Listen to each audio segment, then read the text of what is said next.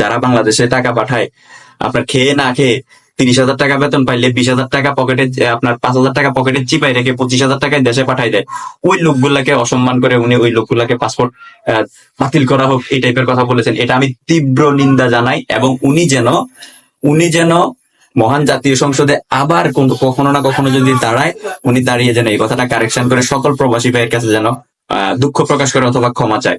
আমি এটা বলতেছি, আমি 20,000 টাকা 30,000 টাকা রোজগার করা কামলা, বিদেশি কামলা, উনি দেশের জন্য যতটুকু অবদান রাখতেছেন, বাংলাদেশে স্যুট কোট পরে সরকারি কর্মচারীরা ও বা এমপি মন্ত্রীরা ওই অবদান রাখতেছেন না। ওনারা বরঞ্চ আরো টাকা পাচার করে বিদেশে পাঠাচ্ছেন।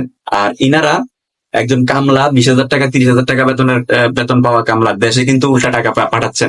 ইনারা টাকা পাচার করে দেশে 12টা বাজাচ্ছেন, আর ওনারা দেশের টাকা পাঠিয়ে দেশের অর্থনৈতিক শাখা সচল করছেন। বিদায় সকল প্রবাসী ভাইকে আমার অন্তরের অন্তঃস্থল থেকে সেলুট জানাই, মোবারক।